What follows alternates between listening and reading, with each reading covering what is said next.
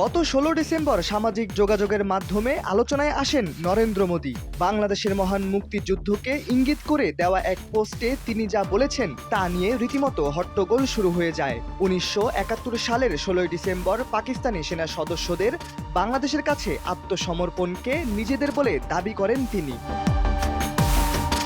Liberation and beyond Indo Bangladesh relations নামক একটি বই থেকে জানা যায়, এদিন আত্মসমর্পণ অনুষ্ঠানে ভারতীয় সামরিক হাই কমান্ডের একটি বড় রাজনৈতিক ভুল ছিল। যৌথ কমান্ডারের বাংলাদেশ পক্ষের কমান্ডার জেনারেল এমজি ওসমানীর অনুপস্থিতি ও স্বাক্ষর করতে ব্যর্থতা একটি বড় কারণ। তার অনুপস্থিতির অজুহাত হিসেবে সেদিন ছিল হেলিকপ্টার সময়মতো ঢাকায় পৌঁছতে পারেনি। সন্দেহ করা হচ্ছিল তার হেলিকপ্টারটি ভুল পথে পাঠানো হয়েছে, যাতে তিনি সময়মতো ঢাকায় পৌঁছতে না পারেন। এর ফলে ওসমানী যেন যথাসময়ে আত্মসমর্পণ অনুষ্ঠানে যোগদান করতে না পারেন এবং সব মনোযোগ গিয়ে পড়ে ভারতের কমান্ডারের ওপর।